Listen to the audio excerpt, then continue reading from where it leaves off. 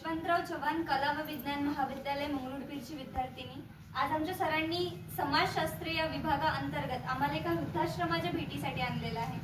खरं तर वृद्धाश्रम म्हणजे खूप वेगळी संकल्पना आहे, पण समाजशास्त्र या विषयाअंतर्गत आम्हाला वृद्धाश्रमाचा अभ्यासक्रमात सुद्धा आहे, म्हणून एक समज म्हणून किंवा ओळख म्हणून आम्हाला सरांनी इथे आणलेला आहे।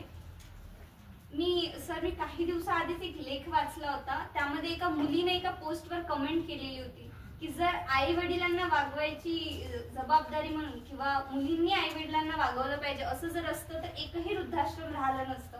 तर त्यावर एका मुलांनी कमेंट केली होती की जर मुलीने सासू सासऱ्यांना त्यांचं आई वडील समजलं तर एकही वृद्धाश्रम राहिलं नसतं।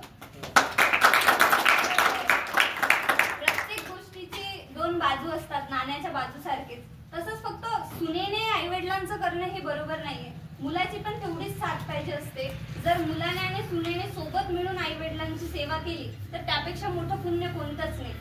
जेव्हा आपण लहान असतो, आपल्याला चालता येत नाही, तेव्हा आपले आई वडील आपल्याला चालणं शिकवतात, आपल्याला आधार देतात। अगदी त्याचप्रमाणे ते जेव्हा वृद्ध होतात, त्यांच्याकडून कोणतंच काम करणं होत नाही, तेव्हा आपण त्यांचा आधार बनलो पाहिजे। पण ही गोष्ट आजच्या पिढीला समजतच नाहीये, त्यांना फक्त हम दो हमारे दो एवढंच पाहिजे।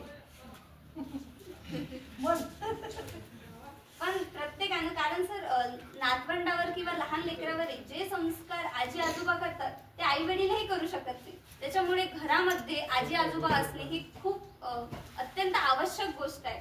तर अशी विनंती आहे माझी की ज्यांचेही आई वडील इथं आहेत त्यांनी प्लीज त्यांना घरी घेऊन जावं, कारण आजी आजोबा सारखे संस्कार कोणीच देऊ शकत नाही।